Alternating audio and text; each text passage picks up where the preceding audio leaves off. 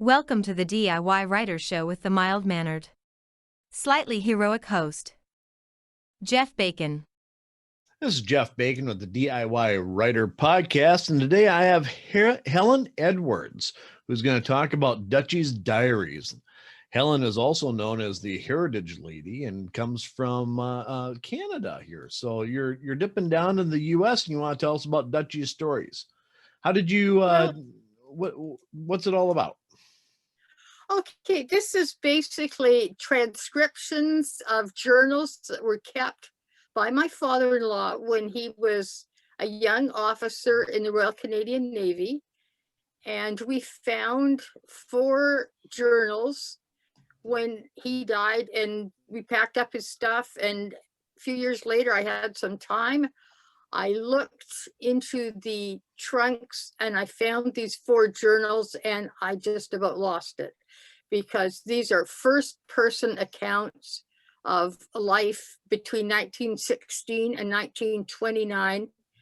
And it's pretty rare, according to naval historians I have talked with. So what I did was I first gave a speech to a local organization that puts on a World War I seminar every year, and just sort of said, I found these diaries and here's a bit about the story. And then I thought I should go farther than this. I should present them to the world, because I thought they're really interesting, because they're not just, we did this, we did that, naval things. There's also personal things that he did, and there's also social history, absolutely full, particularly in the later part of the story. So what I did first, because I'm a geek, I scanned every page of all 4 journals and created a website that I still use, but this is only a minor part of it, is all the pages from all the journals, in case somebody wanted to read them exactly as he wrote them. And one thing that it comes very evident when you read them is his handwriting at the beginning is very neat and well formed. And as it gets more stressful, when he's in war or he's really busy, he's been promoted to be in command of something, it gets a little bit messy. So it progresses through his life. But after I did that website, I thought I should write a book. Yeah, I've written books before, but this is my first one about naval history. And I didn't know much about the Navy, to be quite honest, except, I mean, I was married to the same man for 49 years. So Dutchy's son, who tried to educate me. So I did my best and I started transcribing them. And it wasn't always easy, because sometimes the writing was a little hard to read. So I spent a lot of time Googling place names and ship names to get them accurate, because I'm like that. I want to be accurate. And so I did all this, and then I thought, no, we should put other material in there too. So in addition to the actual journal transcriptions, there's a family tree showing how he fits into the world. There is a history of his family. And one thing I'm really proud of is a listing of all the ships that he mentions. There's about 200 of them, with a short description of each one and which country they represented, etc. And I did the same with the place names that he mentions, because he was everywhere. So I did a lot of Googling to find out where they were from. I didn't know much about the Caribbean before I started doing research on this book, but holy cow, I know all those little coves and inlets and wonderful little places that they visited. And what was equally interesting was that there were photographs that he took at the same time, and some even before 1916, We did have some from 1914, so we know what ship he was on. We know that they captured German ships because we have photographic evidence. And it has to be accurate because I found newspaper clippings as well. So it sort of verified the stories he had always told, because he used to love to tell the story about how they went up the gangplank of a ship with their swords drawn. And it sort of reminded me of going after pirates. But this was just one thing that he had told us, but I didn't know whether it was accurate or not. Many of his stories have proven to be extremely accurate, because he was writing it at the time, and in the early days, it was approved by his commanding officer. So it had to be accurate. And what I guess I should tell you a little bit about himself. He was born in 1896 in a little town called Londonderry, Nova Scotia, which at one point had 3 different smelters supplying goods to the world. And once the Depression hit around the turn of the century, it became a ghost town. There's very little left there now. It's a very picturesque little place. But he was born there. His father had moved from Montreal to run one of the foundries, and some of the children were born in Montreal, and Dutchy was the first one born in Londonderry. So he got to grow up in a small town where his father was rather prominent. In 1917, Canada brought in income tax, which was supposed to be temporary. Yeah, still going, right? But What's your definition of temporary? Yeah, exactly. Well, temporary is still going 100 and whatever years later. But Dutchy's father was named the first income tax inspector for the province of Nova Scotia. So he moved to Halifax. Now, at this point, Dutchy, as a young man, was sent off to boarding school, because that's what upper middle and upper middle class families did with their children. They sent them off to boarding school. So he went off to Brantford, Ontario, where his cousin's husband was the headmaster. So he finished grade 8 there, at top of his class, and then he went into Naval College. Royal Canadian Navy was founded in 1910. The first class of cadets went in 1911. He went in 1912. He was 15 years old. If you could imagine suddenly being put in potential danger. So they trained there. It was a 2-year training program, and it was under a Commander Nixon. And I remember years later when his wife got mad at him, she said, "Didn't that Commander Nixon teach you anything?" And she said this over and over and over again. So I guess it was some sort of a point with his wife. But after graduating, they were made midshipmen, and the picture that is on the cover of the book is Dutchy as a midshipman when he was 18 years old. And taken in Kingston, Jamaica, because they did a lot of training in the Caribbean, and they also did a lot of surveying of reefs and landmarks and things like that along the eastern coast of Canada and the US, because the charts at that time were not terribly accurate. So this was one of Dutchy's jobs, was to correct the charts, and he did that for quite a while. There was quite a bit of time spent up Labrador, which is now part of Newfoundland and Labrador, but at that point it was separate. And a place called Mutton Bay, they spent a lot of time there fixing up the charts because they were just ridiculous, and people would have gone on the banks if they hadn't fixed them up. He spent time in the Caribbean. He seemed to have liked the Caribbean because in addition to being fairly smart academically, he was a world-class athlete. So he talks about playing tennis, which was his really strong suit, played rugby, he played soccer, he could do just about anything. He ran, pretty amazing athlete, even at a young age.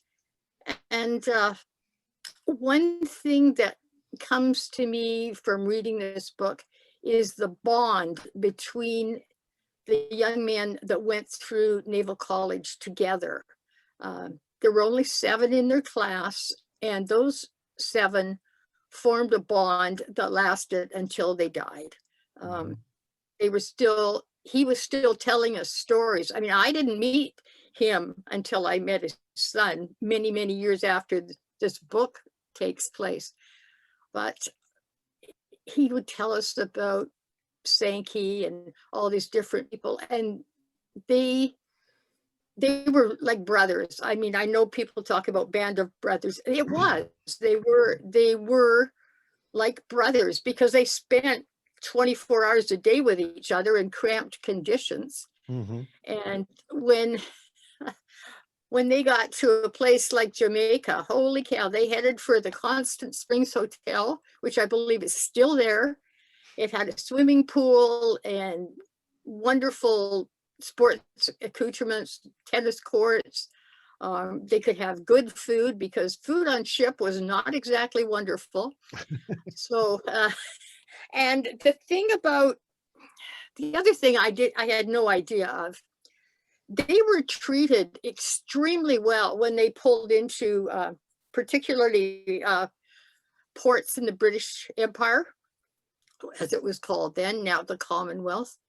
The governor of the colony would come out to greet them, invite them back to his residence, and they would party there.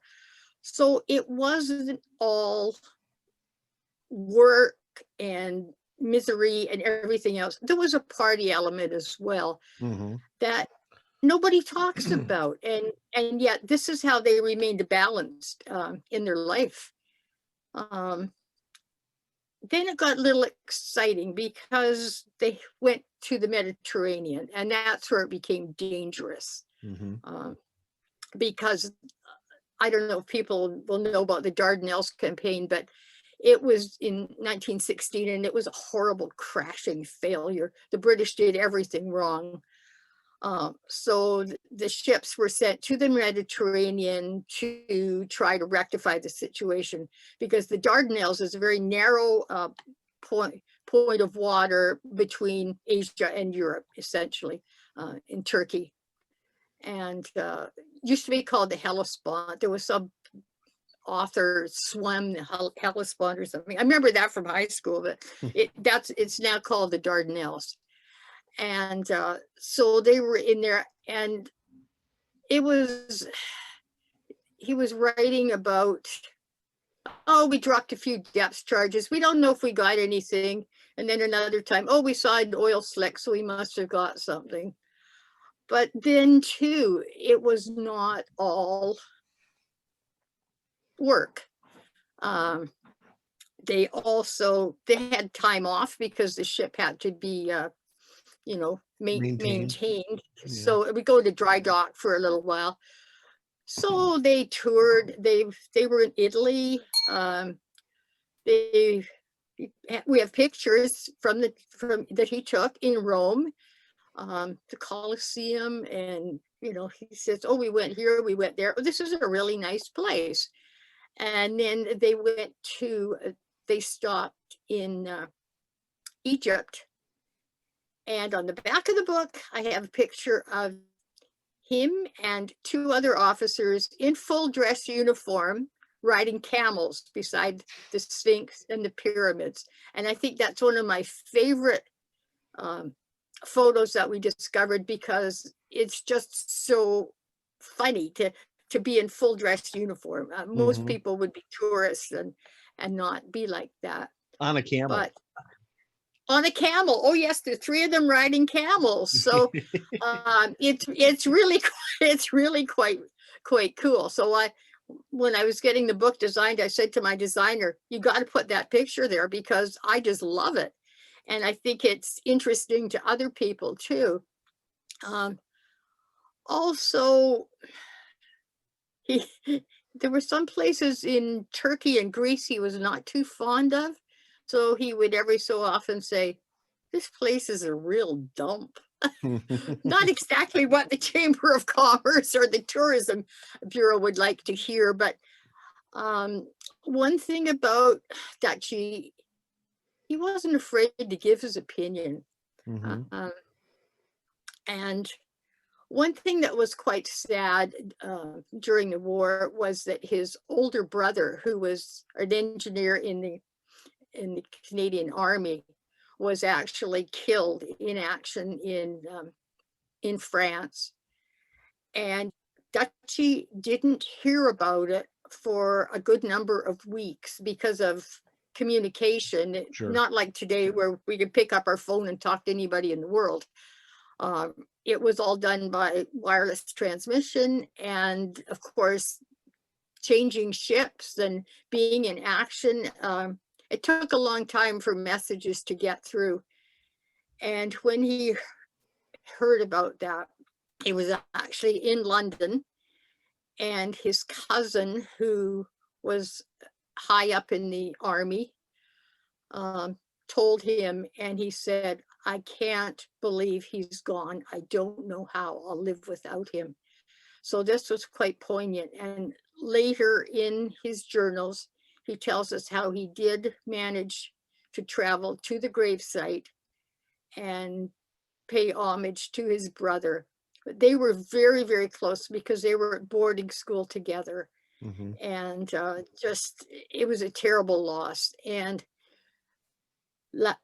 one time when we visit, my husband and I visited Nova Scotia, we went to Londonderry and we found the war memorial with Joe's name on it. So his brother's name was Joseph, and we found that. So that sort of completed the circle. Now, after the war, which of course they didn't find out was over for a couple of days, they knew peace was coming. They got updates on actions, but they didn't find out. They didn't find out on November 11th. That was late on the 12th, early on the 13th, before they actually found out that hostilities had ended. And Canadian government, in its wisdom, said, oh, well, we're not going to need a Navy anymore because we've had a war. We're there's not going to be any more, typical politicians. But so it was the war to end all wars, wasn't it? Well, that was it. And they honestly believed there would never be another war. Little did they know it never stops. But when they came back to Canada, there was a point where he wondered if he should continue, because he had received training in a field called physical and recreational training. In other words, he was keeping the troops in shape. And he took specialized training in England on that for quite a length of time. They learned how to play every sport imaginable, how to referee and umpire every sport, how to organize, sailing races and rugby matches, and just about everything you can imagine.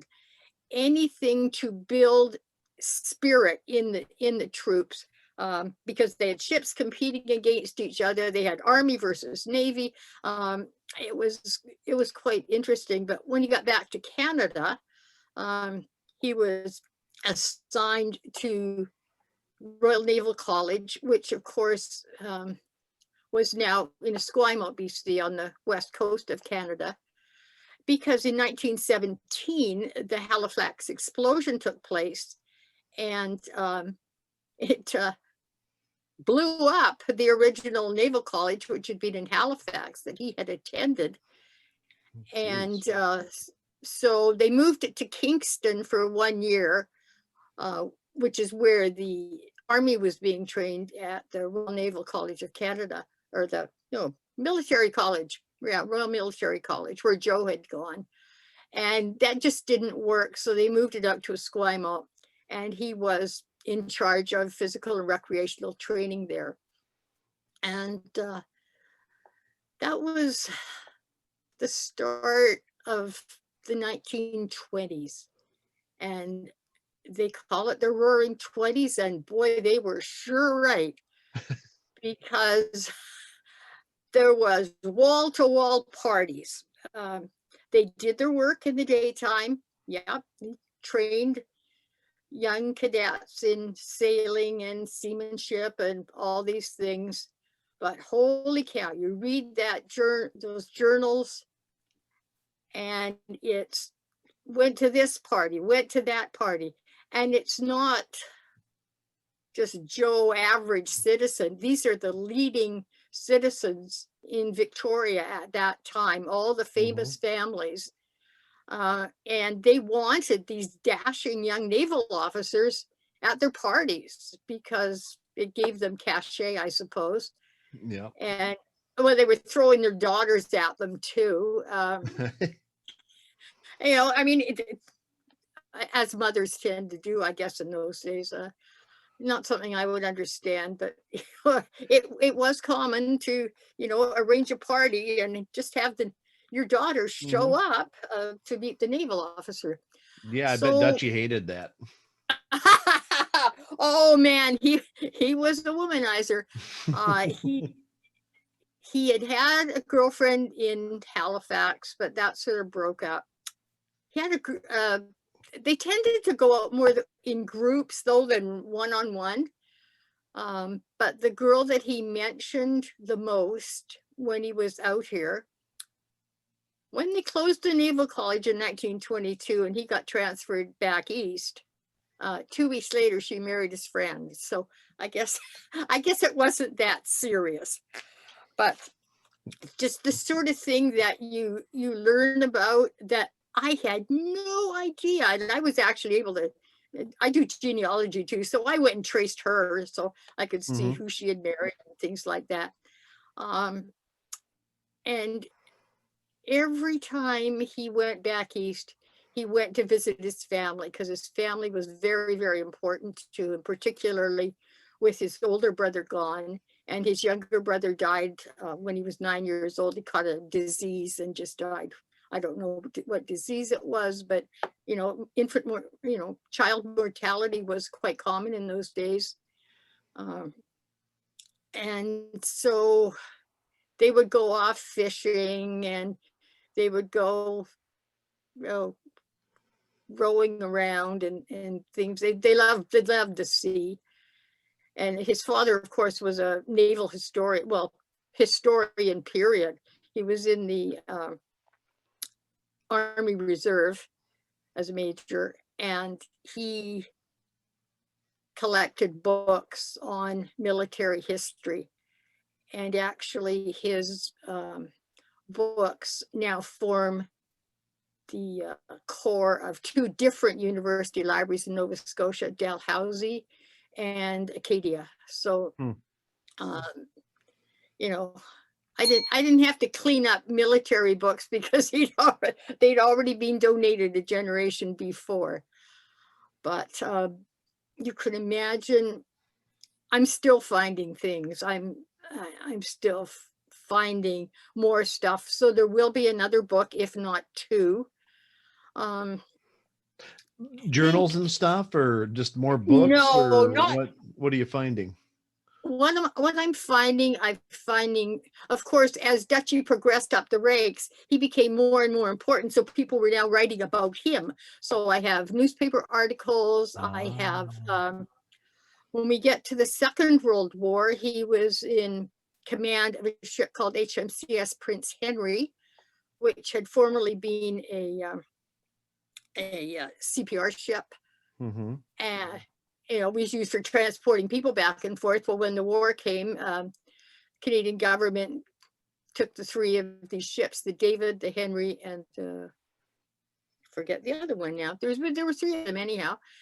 And they converted them into merchant cruisers. So he was on there for about a year and a half, I believe. And they were patrolling in the Caribbean because there were rumors of German submarines in the Caribbean.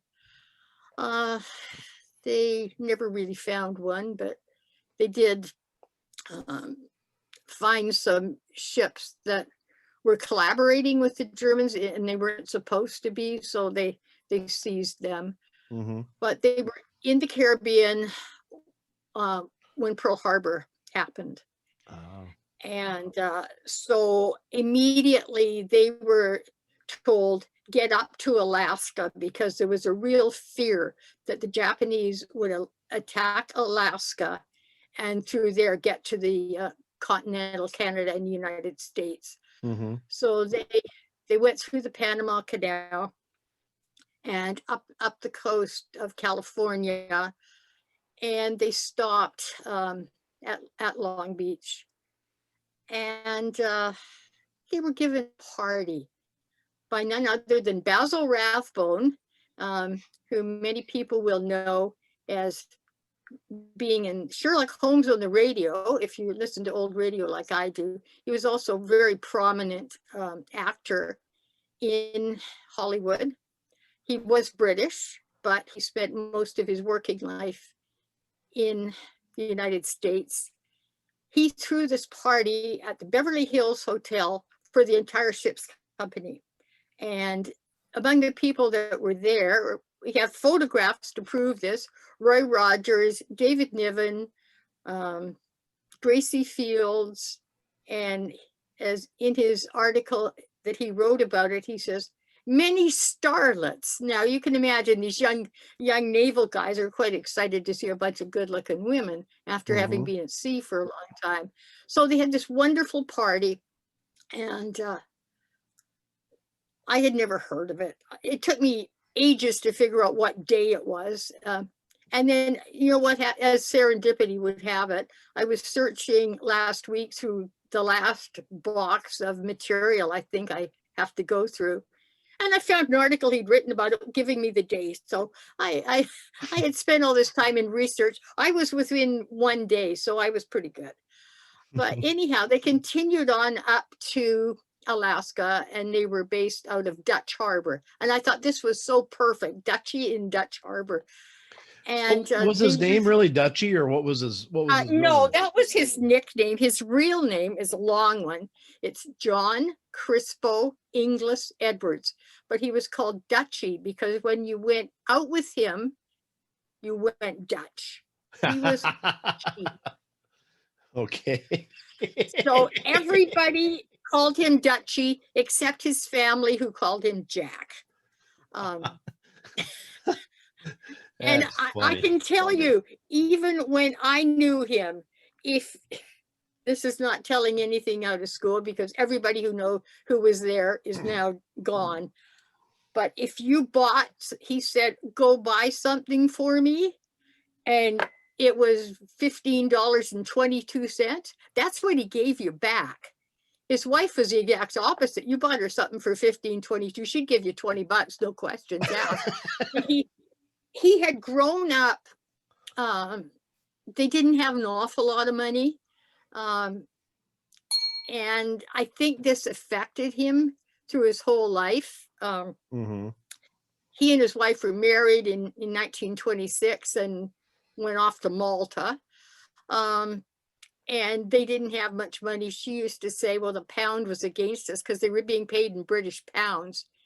Because although Canada had a navy, they didn't have that many ships. So most of the service was on ships of the Royal Navy. Yeah.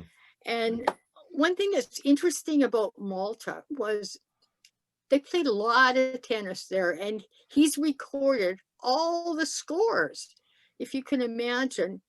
And one day he said, "Oh, played tennis with the King of Sweden," as if it was no big deal.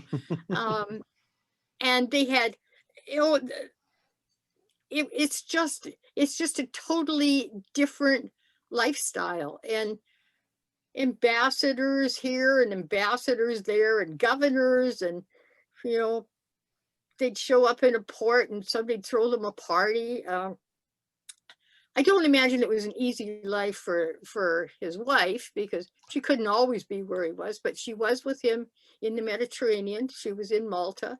She did visit Egypt as well, many ports but once that period of time was over, she pretty well stayed in one place.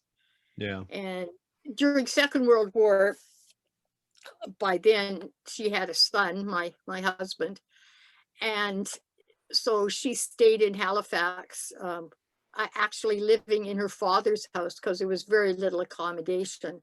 So he grew up for that period of time in his grandfather's house, and he could tell millions of stories about that. But anyhow, after Alaska, getting back to the war, he was put in charge of the largest naval training base in the Commonwealth.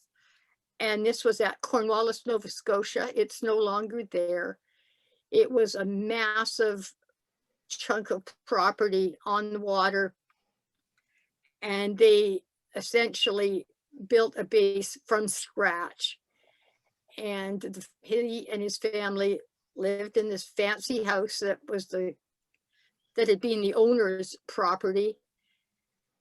And through that facility, trained thousands and thousands of young men and women for service in the Navy in World War II. And being a sports person, he was not stupid. He knew they were going to have competitions in sports, because this is all to raise morale, etc. Sure. He loved hockey too. He found hockey players who had played for Toronto Maple Leafs and Boston and the New York Rangers, and he got them on his team. So they won everything. And so he's a sandbagger too, huh? Oh yeah. he was no dummy. His teams, I've just been reading, as I found more stuff, and I've just been reading newspaper accounts, and this team just can't be beat. Well, because 4 of them were professional players, and some of the others were in the second tier of hockey, so they were no slouches either.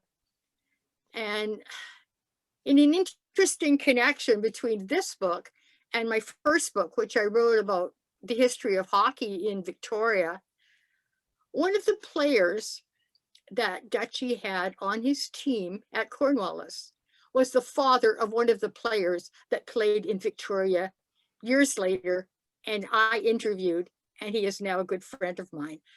And so, you know, there are connections everywhere. They say the world is very small. It is. You find out that things are all interconnected. So the book of that you're showing us right now, Dutchy's Diaries, it goes through 1929. That's right. Okay. That's right. So then Because he fought in both world wars. oh, definitely. Yes. So yes.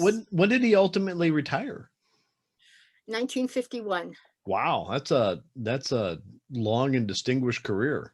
In the 39 Navy. years he served his country. Yeah. And he was lost when he retired, because he had been doing this since he was basically a teenager, and he had fallen arches at the same time, so he could no longer play tennis and badminton at the high level he had been accustomed to. So it was very difficult for him. He tried selling real estate, but he got frustrated with people that wouldn't make a deal right away. So essentially, he just lived off his pension. They built a house outside of Victoria that I still own. My daughter and son-in-law are living there now. It was important to maintain that because after he was finished, after the World War II, he was posted back out to Esquimalt, which is just outside Victoria. And he stayed here for the remainder of his career. So this book had its launch at the wardroom at that base on February the 19th. And less than 2 weeks later, my husband, his son, was gone. No, So I'm I sorry. am forever grateful that I rushed to get this book done. My designer and my editor were fabulous. We got it out, we got it launched. And my husband, who was also called John, sat there just beaming because everybody was talking about his father. And that was his last public event. And he couldn't believe that people were actually going to read about his father. And this story has to be told because it's so interesting. And I don't know, not many people have this kind of story. I know that a friend of mine who's a naval historian wrote a 4-page review of the book. And he said, what is rare about it is that it is first person. It's not somebody's daughter writing it or somebody's granddaughter or grandson. These are his own words. Subsequent books will be me interpreting the facts, but these are actually his own words, warts and all, spelling mistakes, you bet. No, I've added extensive notes about naval terms so to make it easier for people to understand. I also pretty extensive index and just trying to get this story out. And You know what just is always interesting about books like this to me? I mean, I love history books and historical accounts and everything else. Is when they take pictures. And so you take a picture that was taken back in, let's say 1920, 1916, 1930, whatever. yeah, And it's a structure that's still standing today, and you can do a comparison between what it looked like back then and what it does now. Is it kind of the yeah. same, or holy cow, that was really beautiful at one point in time. Now it looks like, trash. But Yeah, exactly. I mean, I am actually an architectural historian, so this is what I do or did for a living, was write about old buildings and compare them, what they look like now and mhm. what they used to look like, and offer opinion on how to fix them up and things like that. And then the nice thing is to find that some of the sites that he mentions are still there, which Mhm. is, it's really nice, especially given my historical proclivity. A lot of the places are gone, but that happens. Yeah. But there's enough left that you can piece together his life. His house that in Londonderry unfortunately burnt down, but we think we've found the location. And once I can travel to Nova Scotia again, I will be doing more research so I can establish exactly where that house was. Mhm. Because I think it was actually owned by the smelter company, because that was quite common in those days. The companies would own the housing and provide it to their managers, and upper and middle managers. And then it sort of went on, the upper crust was on the hill. Well, this was definitely on a hill. It was called Hillcrest. And I think I've figured out where it is, but of course I've checked land titles and there's nothing in his name. So it has to be owned by the company. So when travel restrictions are no longer around, and when we get this damn virus under control, I will be going back to Nova Scotia to do further research. And talking about coronavirus, he talked about the Spanish flu in his book. And one story that he told is that they came back to England 1918, and he and one other officer were designated to stay on the ship, and everybody else got liberty. Well, half of them never came back. They died of the flu. So he always said, I was the lucky one. And he's quite right, because probably didn't feel like it at the time, but yeah. No, because he loved, for being a guy into sports in a heavy way. Every time he went to England, he went to all these shows. He was he loved movies. He loves live stage shows. He read voraciously. He was an all-round person. And I think people were more well-rounded in those days. They didn't concentrate so much on just one thing. Yeah. Now, I mean, I love sports, and I've been told that I'm not cultured because I love sports. Well, I'm also classically trained. I'm also classically trained pianist and violinist. So, not that I can play anymore because of physical issues, but, I think I was pretty well rounded as a kid too, because we just did everything. We tried everything and discovered what we liked and what we didn't like. And I think my parents, having given me that freedom, has made me, the person that I am today. So I can talk about sports. I can talk about military history. I can talk about just about anything. I was just going to jump back to the Spanish flu. If I'm not mistaken, that actually was a small mistake and released in Houston or Dallas, Texas, I think. It actually originated, the epidemic actually originated in the US, if I'm not mistaken. Well, and then they named it Spanish flu that's what I read someplace, but okay. Well, I read something different.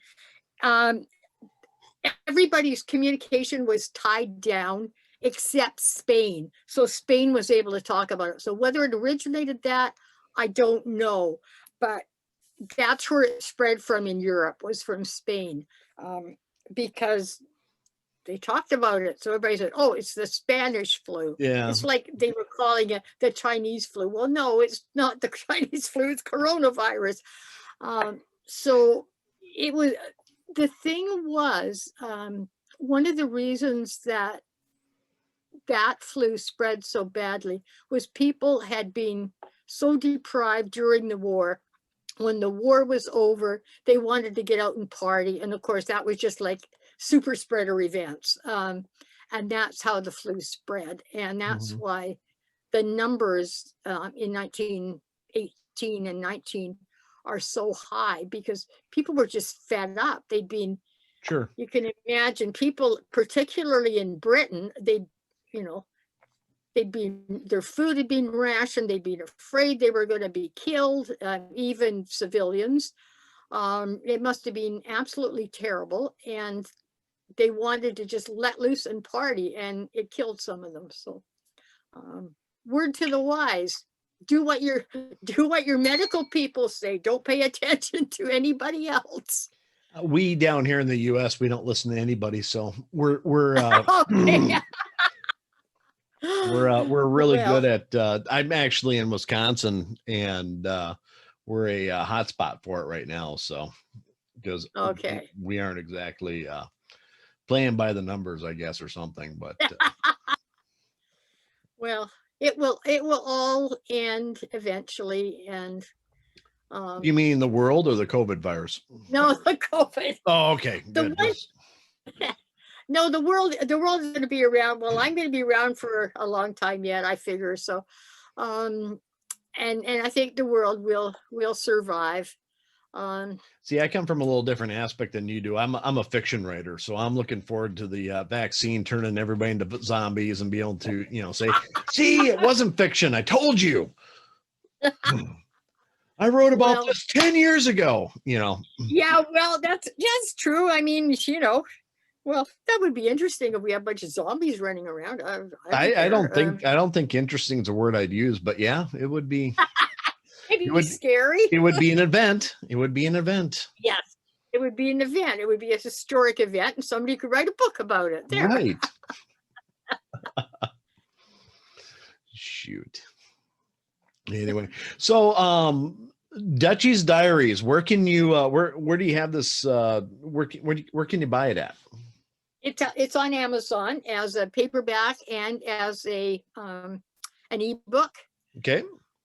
I'm hoping to do an audio book, but I have to write a script and I haven't had time. So that's about it. And there is a website, dutchysdiaries.ca, if anybody wants any more information and wants to actually see the journal pages.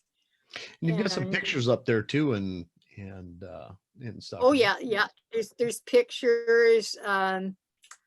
There's all sorts of stuff. I just put everything up there that I thought was interesting. And I couldn't put everything in the book, so That's why there's going to be a book too. Well, that's because I found more stuff. I had no idea how much information there was. I think there's going to be three books in the end, because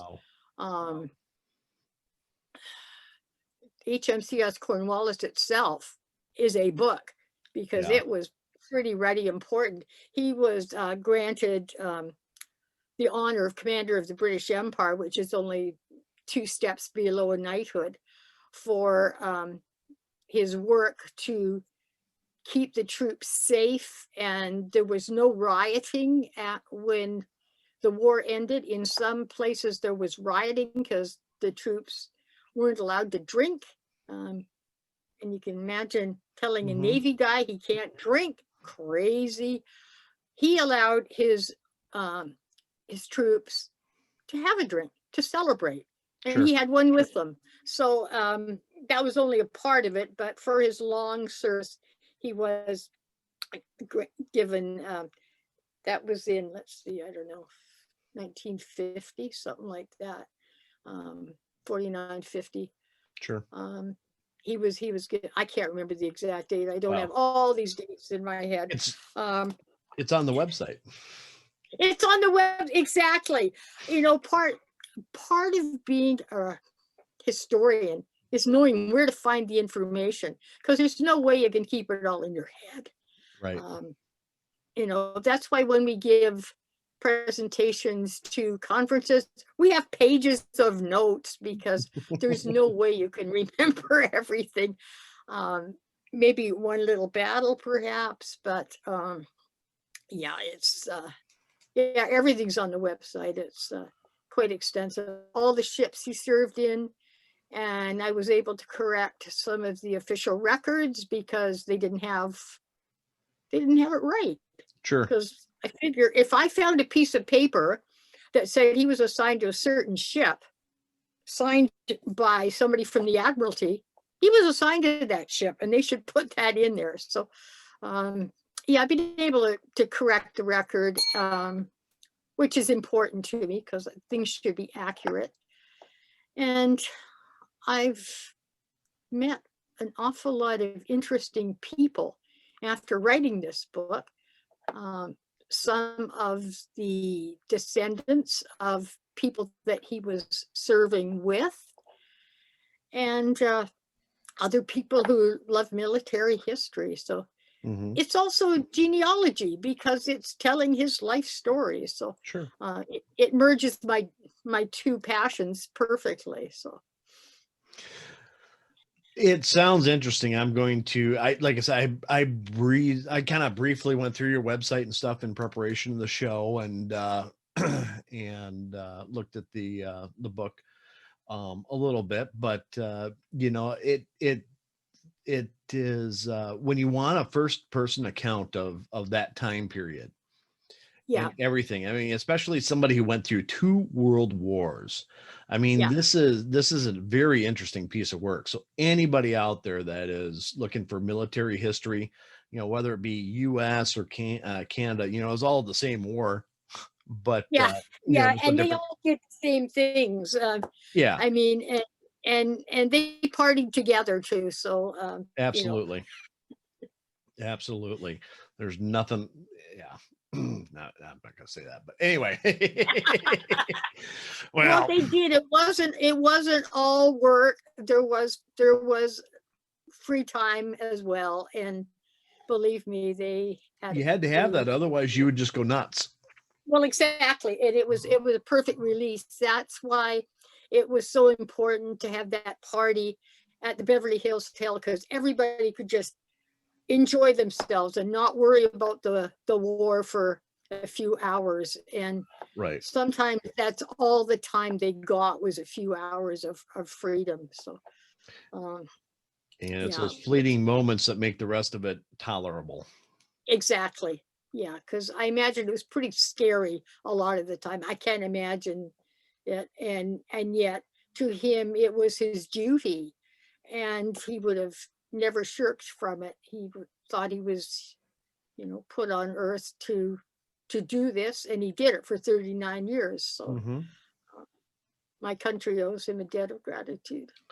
It's very, very cool. And my hope is that everybody, especially today in in the U.S., it's Veterans Day.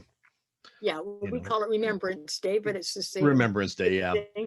Yeah, And um it's a perfect time for this show. It really is, in talking to you, yeah, because it's, you know, it's very it's nice and reflective, I guess, you know, yeah, of service. And like I said, going through 2 wars like that is incredible. And not only that, but through all the stages that happened between the you know, early 1900s all the way through the Second World War into the 50s. yeah, So that is yeah. really cool. I want to thank you very much for your time today, Helen. It's been a pleasure talking to you, and very interesting. I intend on picking this up and taking a look at it, and I really appreciate your dedication to straightening out history. And you know, a lot of people wouldn't have taken his diaries and made them public for everybody like this, you know, and turned it into a book. And I just want to give you all the kudos in the world. That's a hell of a feat, and I appreciate it. Well, it was fun too. I admired him, and of course, I didn't meet him until he was an old man. And he was an old man sitting in a chair watching sports on television. That's pretty well what he was reduced to. And so through doing this research, I got to know him as a young man. And it has meant that I understand why he was the way he was when I met him and got to know him rather I'm still well. chuckling at his nickname. Oh yeah, yeah, yeah. Well, it was true even, even at the end of his life. He was the penny pincher, and he didn't Mhm. have to by then. But I think when you're poor at one point of your life, you're always careful with money. Yep. Agreed. I mean, I've been poor. I much prefer the alternative. So It's a little uh, easier life. it is. And when you don't have to worry where your next meal is coming from. Um, so yeah, I think that's why he was like that. But he was an amazing guy, and I'm just glad to bring his story to the world. Well, and I, for one, can tell you I appreciate you doing that. Oh, well, thank Very you. much. Thank you.